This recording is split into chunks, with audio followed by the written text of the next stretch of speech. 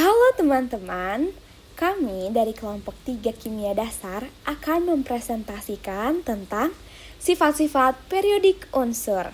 Video ini adalah tugas kimia dasar dari dosen pengampu Ibu Zukni Melda, STMT. Sebelum memulai presentasi, kenalan sama anggota kelompok kami yuk. Saya Tasya Ruyansyah. Perkenalkan, nama saya Ahmad Fadil Latif. Perkenalkan, nama saya Yuriki Anggita Dewi Putri. Dan ada Bang Sultan Badarudin Sufi. Perkenalkan, nama saya Siti Aisyah B.R. Tarigan. Perkenalkan, nama saya Manuela Butar-Butar. Jelas saya Naila Nurul Maulida yang akan memoderatori jalannya presentasi kali ini. Yuk kita mulai. Firstly, Tasha will explain about Sifat logam dan non-logam. Yang pertama adalah sifat logam.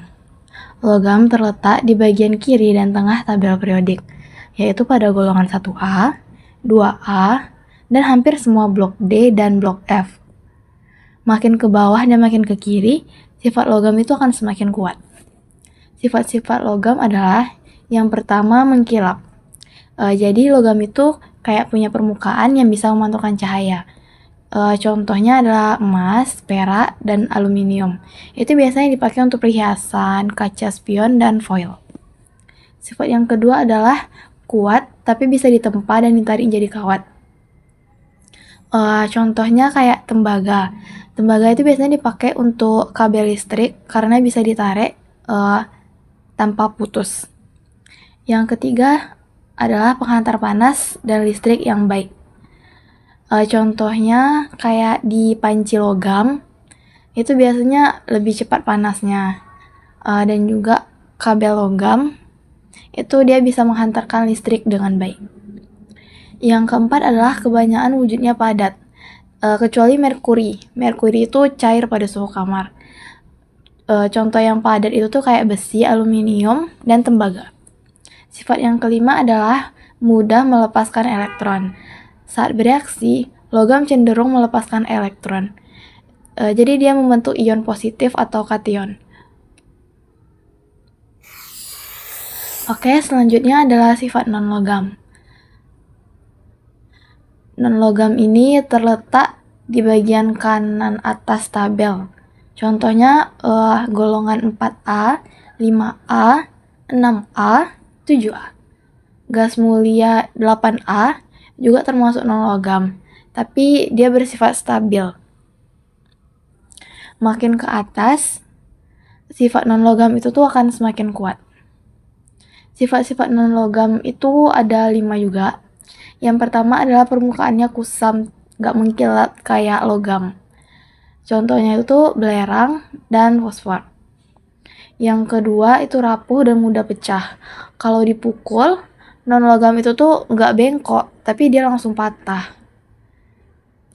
Sifat yang ketiga adalah isolator panas dan listrik. Non-logam itu nggak punya elektron bebas, jadi dia nggak bisa menghantarkan listrik dan panas. Yang keempat adalah bervariasi wujudnya. Jadi dia tuh ada yang gas kayak O2, N2, Cl2.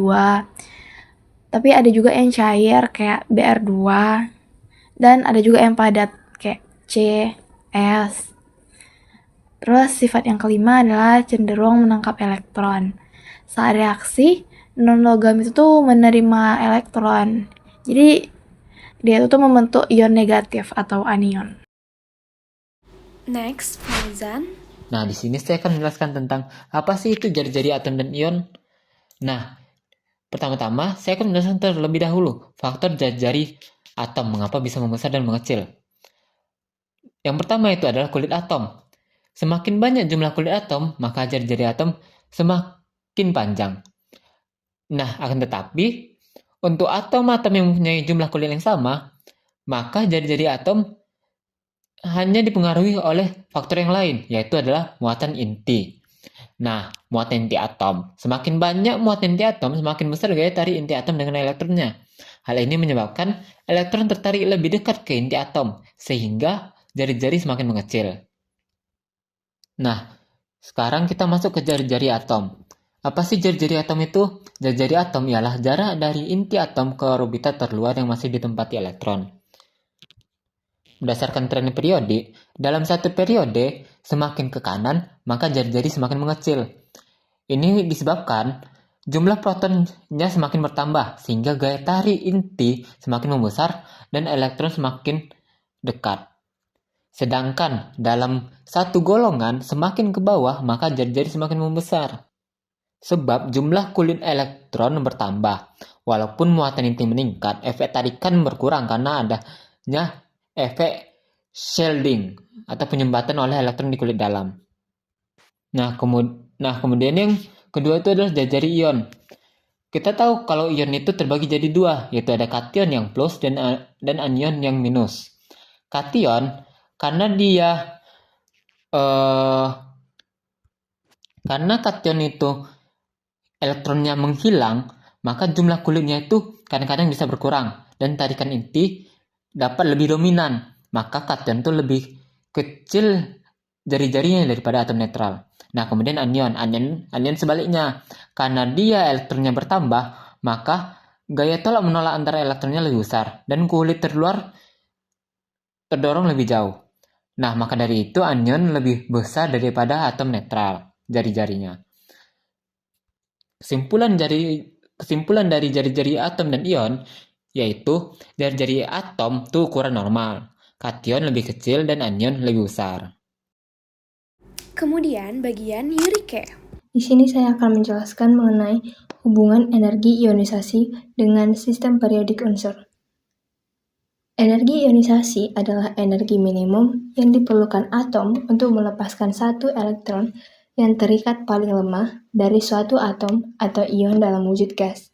Harga energi ionisasi dipengaruhi oleh besarnya nomor atom dan ukuran jari-jari atom. Makin besar jari-jari atom, maka gaya tarik inti terhadap elektron terluar makin lemah. Hal itu berarti elektron terluar akan lebih mudah lepas, sehingga energi yang diperlukan untuk melepaskan elektron terluar makin kecil. Dari situ kita bisa menarik kesimpulan bahwa, yang pertama, energi ionisasi kecil berarti mudah melepaskan elektron. Yang kedua, energi ionisasi besar berarti sukar melepaskan elektron. Energi ionisasi pertama digunakan oleh suatu atom untuk melepaskan elektron kulit terluar, sedangkan energi ionisasi kedua digunakan oleh suatu ion atau ion positif untuk melepaskan elektronnya yang terikat paling lemah. Untuk mengetahui kecenderungan energi ionisasi unsur-unsur dalam sistem periodik dapat dilihat pada daftar energi ionisasi pertama unsur-unsur dalam sistem periodik yang harganya sudah dibulatkan yang terdapat pada tabel berikut. Dari gambar tersebut dapat disimpulkan bahwa energi ionisasi unsur-unsur dalam satu golongan dari atas ke bawah makin kecil. Sedangkan unsur-unsur dalam satu periode dari kiri ke kanan semakin besar. Thank you Yurike. Next listen to Bang Sutam.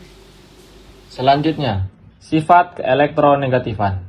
Sifat keelektronegatifan dalam tabel periodik menunjukkan kecenderungan suatu atom untuk menarik pasangan elektron dalam suatu ikatan kimia. Sifat ini meningkat dari kiri ke kanan dalam satu periode, seiring dengan bertambahnya muatan inti dan berkurangnya jari-jari atom yang membuat gaya tarik terhadap elektron ikatan semakin kuat. Sebaliknya, keelektronegatifan berkurang dari atas ke bawah dalam satu golongan karena penambahan kulit elektron membuat jarak elektron valensi dari inti semakin jauh dan adanya efek perlindungan atau shielding effect yang mengurangi daya tarik inti. Dapat kita lihat pada tabel periodik, unsur fluor di pojok kanan atas golongan 7A merupakan unsur yang paling elektronegatif, sedangkan unsur atom Fr francium di pojok kiri bawah adalah yang paling rendah keelektronegatifnya. Oh, alright. We got it. Going to the next city. Pada kali ini, saya akan membahas tentang sifat-sifat magnetik unsur. Apa itu sifat magnetik unsur? Sifat magnetik unsur adalah sifat yang menunjukkan bagaimana suatu unsur berinteraksi dengan medan magnet. Sifat ini sangat bergantung pada konfigurasi elektron dalam orbital atomnya, khususnya pada elektron yang tidak berpasangan. Karena pada dasarnya, sifat magnet ini akan muncul jika atom tersebut memiliki elektron yang tidak berpasangan. Jika elektronnya berpasangan, maka sifat magnet tidak akan muncul. Jenis-jenis sifat magnetik unsur dibagi menjadi 3. Yang pertama ada diamagnetik, yang kedua ada paramagnetik, dan yang ketiga ada ferromagnetik. Sifat yang pertama ada sifat diamagnetik. Sifat diamagnetik ini terjadi bila semua elektron dalam atom atau ion berpasangan. Seperti yang kita ketahui, pada diagram orbital elektron, elektron yang berpasangan, spinnya akan berorientasi pada arah yang berlawanan. Spin yang berlawanan inilah yang menyebabkan sifat magnet tidak muncul pada suatu unsur.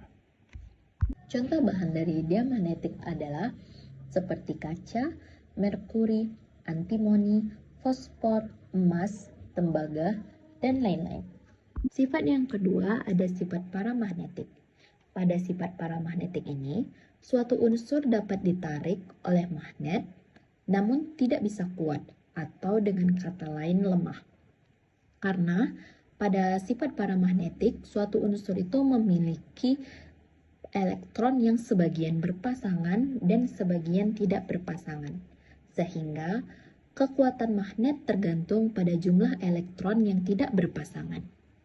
Contoh bahan dari paramagnetik adalah seperti aluminium, magnesium, litium, dan platinum.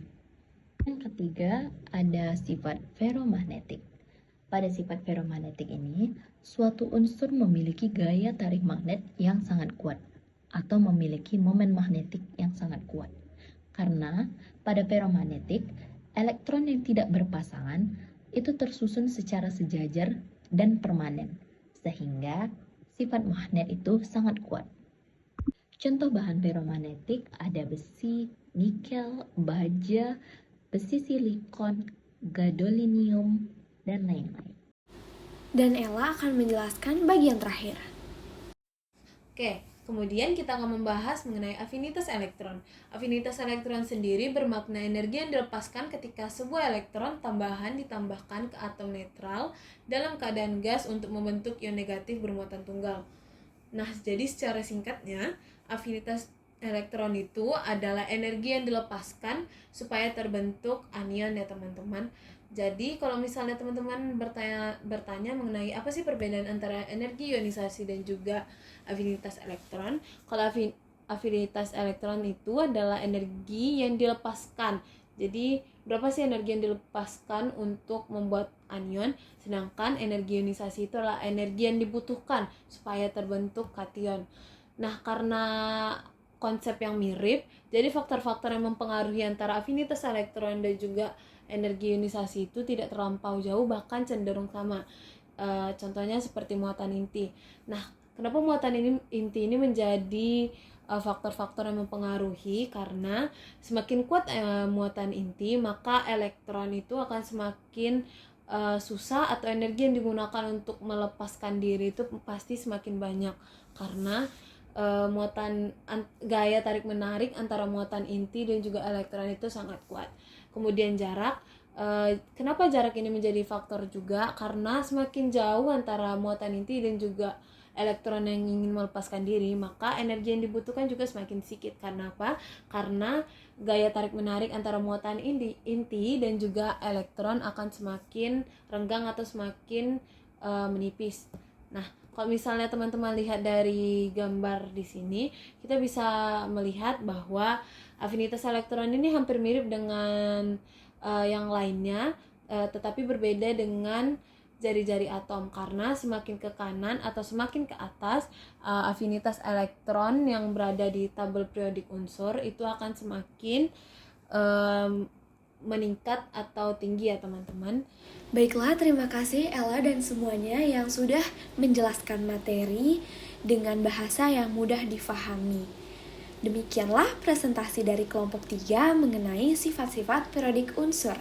Semoga apa yang kami sampaikan bermanfaat dan mudah dipahami. Kami mengucapkan terima kasih kepada Ibu Zukni Melda selaku dosen pengampu, serta kepada teman-teman yang sudah menyimak sampai akhir. Dan sayangnya we have to end this session. So thank you for your nice attention. See you next time.